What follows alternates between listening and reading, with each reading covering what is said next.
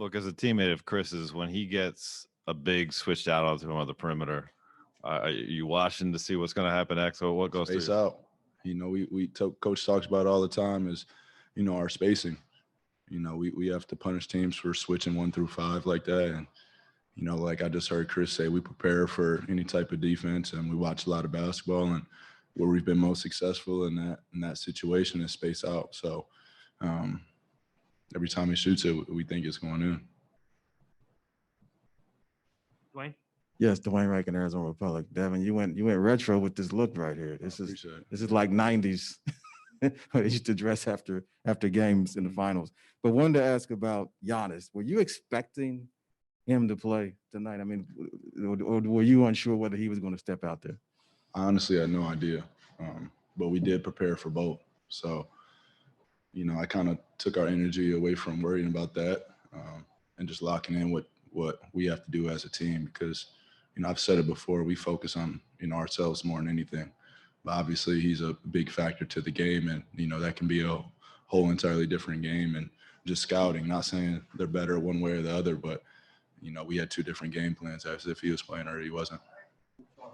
Like was a key tonight that maybe doesn't show up on the stat sheet, but you feel like you guys did this particularly well that led to the win? Just team defense, communication through everybody. We understand we don't want to make it a make or miss game. We want to make teams miss, and we want to guard at the highest level. So, that's where we've been successful is, just banking on that. I think that Clipper game when it was 71-70 for 6 minutes straight, we're not making a bucket, but we're not letting them score either. So that's where we hang our hats on is our defense end, and, we'll make it work on the other end. Thanks, Devin. Thank you. Mark? Hey, Devin, Monty was praising you and DA and Chris for having a lot of talks throughout the season about how to make that dynamic work and maximize the potential. What did those talks entail, and why do you think it's worked so well? Just like Chris whispered to me when he was walking out, he was like, we've been on his ass. and we have, and that's why, Chris can say that's who he's most proud of. And I feel the same way because sometimes you walk around the court, Chris will be talking to him. I'll be waiting right there. You done, Chris? All right, now let me go tell him something. So we're all in his ear. We're all on him. And for him to retain all that information and come perform at the level that he's been performing is, it's hard to put words to it because we have been tough on him. And, he has went through his phases in his NBA career, but since this playoffs have started, you've seen his maturity and his growth, grow to a whole nother level. And, he's continuing to get better, and his willingness to learn, now instead of me coming up to him, he might come to me and be like, what should I do when this happens? So just little things like that, man. And, he still has even more in the tank that, he's going to show soon. Melissa? Did you have a moment tonight when this all hit you like, wow, this is a moment that I've been dreaming about my entire career and I'm finally here? Tonight, it was tough. When we had practice, when we walked in, they have the finals displayed on every TV. It kind of hit me, but, it's kind of hard to reflect on what's going on when we're in it. Kellen, right here on 2. What up, Kellen? The 16 you guys scored at the start of the game, they were all in the paint. You guys had the free throws way up tonight. Do you think that's when the offense is at its best, when you guys are aggressive like that? Yeah. We always want to be the initiator of the game and, start it off the right way and, put pressure on the paint. When we put pressure on the rim like that, it opens up other opportunities for people.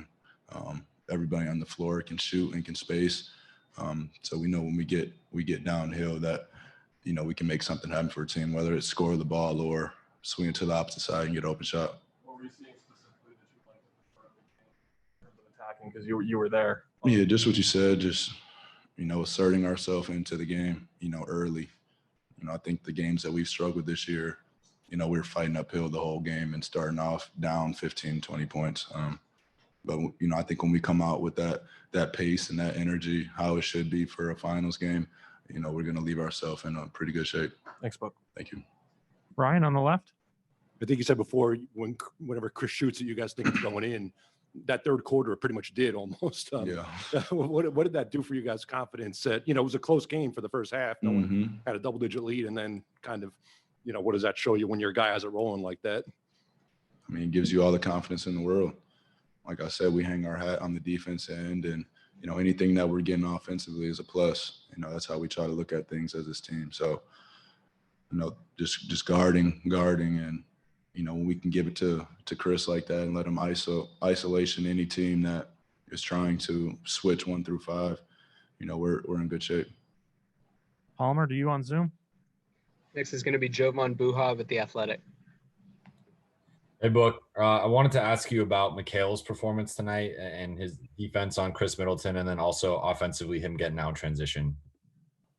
Yeah, I mean, he had the toughest assignment tonight in guarding Chris, especially the way Chris had it rolling. But, we've been stressing to him all the time, just make it hard on him. He's going to make tough shots, but just always be in the right place.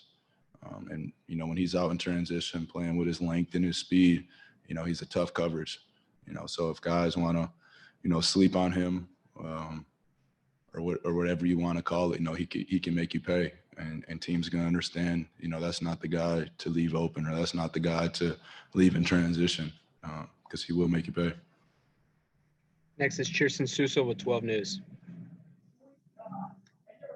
Hey, Buck, going off that question of just kind of being able to recognize the moment of being at the finals, at this point, do you still ever get butterflies or get anxious, anything like that? And were you dealing with any of it on your way to the arena or going through warm-ups?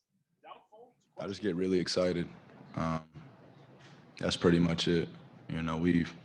Us as a team and, trusting everybody in this locker room, from coaching staff, the training staff, all the way down to the players. It's kind of hard to get butterflies because you understand your brother has your back. It takes a lot of pressure off you when good or bad that you're going to be in the game, you're going to be competing to win. So, for me, that relieves a lot, and I'm sure all the other guys feel that, you're not pressured to go out there and play a perfect game. You can go out there and play your game, whether you're making or missing shots. I keep saying it, we're going to be on the other end defending. Next up is Mark Schwartz with ESPN. Look, as we've talked about, Chris is 36 years old. We know he's going to the Hall of Fame, but, when they induct him, they're going to talk about his leadership. They're going to talk about his playmaking. But now they're going to have to talk about the 73 points he scored in the last 2 games. I mean, this guy is now a bucket too. Chris Paul's he's been a bucket, man. I mean, he obviously, he gets his team involved. He is the greatest leader, to play this game, but he's been a bucket for a very long time. And, in my 6 years of playing against him, or 5 years of playing against him, you understand that, there's no scouting report that says Chris Paul can't get a bucket. We'll take final 2 questions here, Malika and Ramona. Hey, Book. I'm just wondering, Jay Crowder, he doesn't score until late, but he's the only guy here on either team who'd had playoff or finals rather experience coming in. Could you feel that at all, his impact being a little bit different than any other guy who hadn't been there? Just the leadership,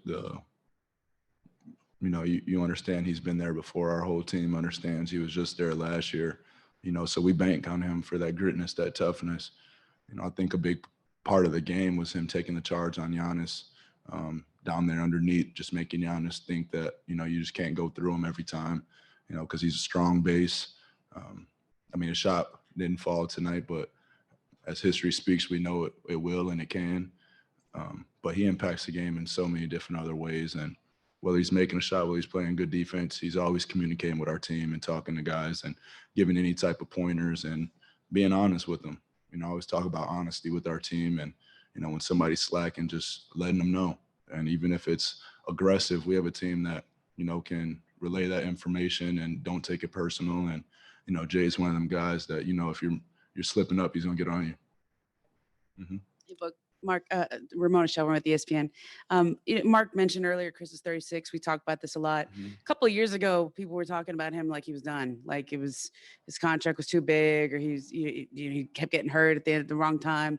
You're such a student of the game. I'm sure you watched that, and I'm wondering how those words landed with you, but also how you've just seen him yourself with your own eyes this last year, and how he's sort of reconfigured himself now. Yeah, anybody that counted Chris Paul out, we just went down his track record of, he's walking in the Hall of Fame, first ballot, so you can't ever count any guy out that has done the things that he's done on the court. So, you know, if I hear things like that, which I did, you know, I take it as complete nonsense. You know, if he doesn't play another game for us, you can still pay him his contract. His effect's that big. You know what I'm saying? So he moves his team. He leads his team daily. And just having him in the locker room, I'm not even talking about anything he does on the court, takes the team to that next level. Just as a quick follow-up, I don't know if you saw, if you were close enough to the dribble that he did on Bobby Portis today. What have you ever been on the other side of one of those? And how terrifying is it to be on defense when somebody can do that? Whatever we want to call it. I'm locking that up. That has nothing to do with me, Bobby Porter. I'm locking C up. I tell him all the time. But what do we? No, call it's that? tough. It's tough. You know, he's a tough guard. You know, he's one of those guys that you take one thing away, he does the other. You know, it might sound simple, but you know, he just takes what the defense gives him, and the ability to shoot the ball and score the ball from any spot on the court just makes you really tough to guard. Thanks, Buck. Thank you. All right. Thank you. Appreciate y'all. This is it for today.